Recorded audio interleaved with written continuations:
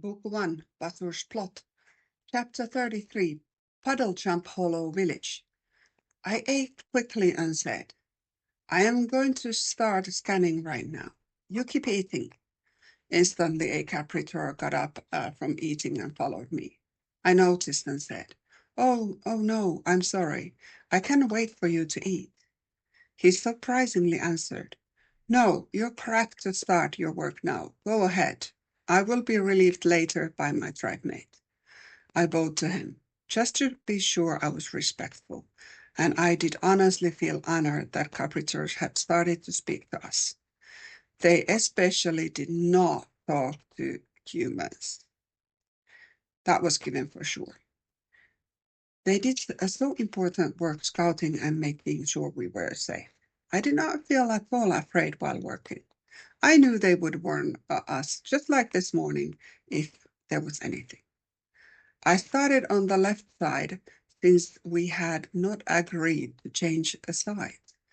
After I checked the closest house and I was coming out, I saw Jack going to the right side. The village had a whimsical feeling to it, and it reminded me a little bit of Dutch or Danish small village with colorful but quite similarly built houses. Although here the houses could be like a mushroom or tree trunk or separately built house itself. It felt like this place had a lot of laughter and music around. There were some painted instruments on the houses, etc. Well, I was here to find the cursed ones, so I focused on my task and continued going over the houses. The village was long and narrow, almost like a river of houses that were sitting in one row, but only stretching a long way forward. Others had finished eating and were following us little behind slowly. It took me and Jack some time to walk through the houses, but that was the only way we knew how to recognize the cursed ones. I just got through maybe 5 houses when I heard noises outside, and I came out making mental note. I still need to go back to, so I'm sure I would be sure that I did not miss anyone. I saw an army crew with the white gear coming toward us in the village pathway. It must be okay, since none of the capritors warned us. I looked around and I saw Tara and Dora standing with the elves and all the rescued creatures behind me. Jack also came out from a house slightly behind us on the right-hand side. I was curious what was going on. The creatures were shiny and closest what I can describe, they were unicorns. There were altogether 5 unicorns standing. After them, I could see, I don't know how to describe that, like a multiple shadow-like creatures. They were gray where Tara was black, but these creatures were literally very hard to notice with an eye, since they were shadows. I only noticed them since they were grouping themselves very clearly in the pathway, in the middle of the pathway. That's all I could think of. The leader said, I'm Lumineth Frostmane, the leader of White Goddess Unicorns. I have here and in the whole Third Woods White Goddess army of human folks. We will keep scouting and safety while you are here in the Third Woods. White Goddess is also inviting you for a lunch break to the palace. Also, we invite more Barons and Capritors for rest already now to be good shape when you go to the Fourth Woods. Elves, Dora and Tara, I can see also other species. You are standing here. Do you wish to come rest too? If yes, we can provide help to humans if you do. All crew bowed, and me and Jack followed the example. Tara said, Thank you, Frostmane. We appreciate the resting opportunity. More Barons and Capritors have been running transport to homes continuously and scouting. It is great that they get the opportunity to rest. I speak for me and Tora that we wish to stay here and continue to help Sarah and Jack. We need some means for transport for awakened ones. Frostmane replied. You will have transport to the palace continuously. We will take care of the found creatures after the first remedies are given on the place, so you get rest of that. Women folks will keep all Bazur scouts away from Third Woods.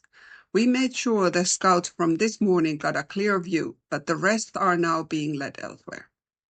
You have the Third Woods now safe zone until you have cleared it from all the cursed ones. We also spread a rumor to the woods so that Bazur's army scouts this morning heard that White Goddess is preparing for travel in 4 days. So they will only prepare to attack this area earliest about that time when palace is assumed empty. You have already gone to the Fourth Woods at the time, and that leaves the areas of the north from here safer for you, since Bazur will come here down and concentrate to us. That's assumption anyway. We will be ready for it. We will take care of them. Tora, wow, that sounds like an amazing plan. We are grateful for your help. Frostmane said, No, thank you for doing the rescue mission and getting all these humans to help. Elderberg and other elders were right, and White Goddess is very much grateful to get all the creatures back to living.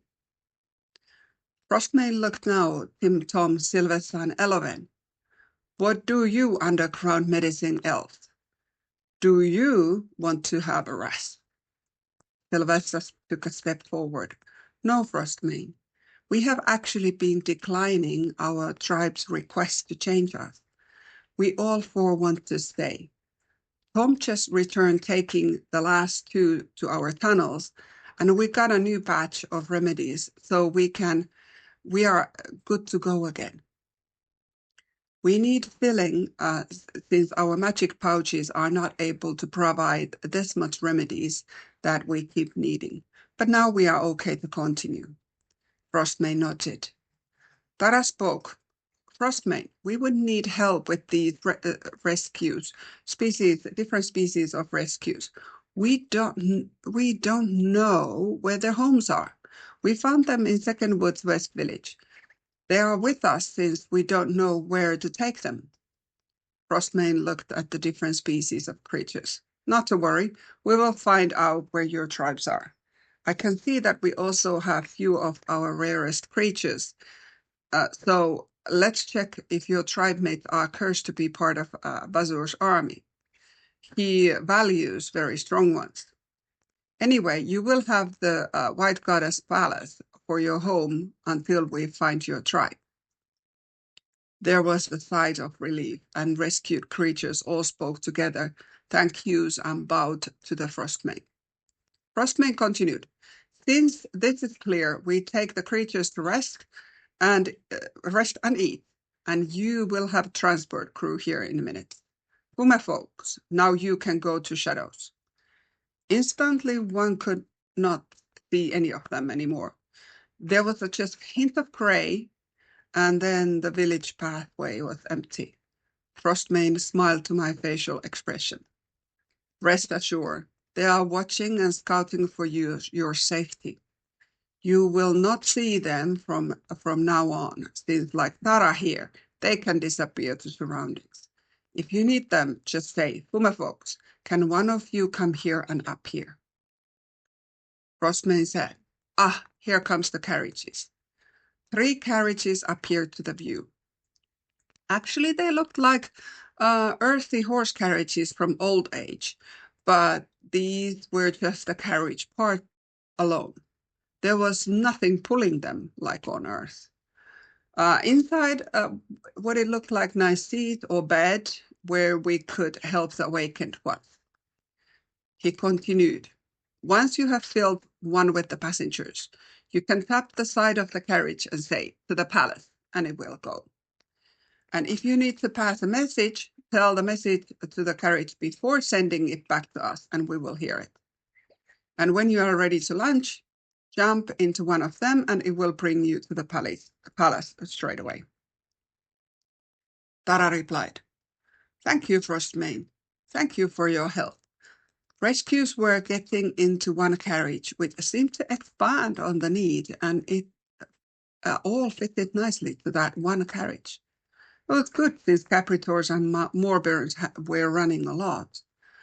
Frostmate turned around and said, "Oh, we stopped collecting Gulkins coming here. They are with us resting already." Tara nodded. And we watched all the others leaving for the palace. It felt suddenly very silent and lonely that everyone was gone. But since Kume folks kept guard, I did not really feel afraid. I looked at the others. "Well, shall we? We have a lot to go before lunch." Everyone nodded. It seemed that we had split into teams again, funnily enough. I saw that ladies followed me, Tara, Sylvester, and Eloven, while Jack, Dora, Tim, and Tom started to go to the right. This was our team from Secondwood. But now it felt natural since we already learned how each other was working, and it made the rescue mission easier. I reminded myself which house I came out and started to go back in. Sylvester said, "You already were in that house." Yes, I was. But I came out when the unicorn guard came, and I'm not sure if I checked everything. I don't want to leave anyone behind. Sylvester nodded. Others waited outside when I went in. We were on the left side, while the guys were on the right side of the pathways houses. There was nothing in this house, so I continued to the next one. It was a slow process for others, since me and Jack just walked through all the houses, and sometimes we had to feel the object in order to be sure. Also, some houses had multiple floors in them. When I was going to the next house again, I heard Jack asking someone to follow him to house at the right. He poked his head out and said, "We seem to have here 5 living ones. Sarah, just continue on your side. We will catch up with you soon." I saw the carriage approaching right away to the house. I guess they were also listening. They were very useful. There were one following us on the left side, slowly behind us. I went into the house and called the ladies. "Hey, ladies, we have here what looks like a bigger family, maybe 9? Others came in, and since I did not feel anything sinister about them, I started immediately to uncurse them. I left the house and went to the next, and when I was done uncursing, that way I was giving more space for Tara, Sylvester, and Eleven to work. My work was at the beginning. Theirs was after me. I glanced at the guys and I saw Jack couple houses behind me doing the same as me. Others were helping awakened ones to the carriages and sending them back to palace. Life was so good. I continued to walk forward. I have to say, this Puddlejump Hollow village was a very whimsical and lovely place. I would happily move here.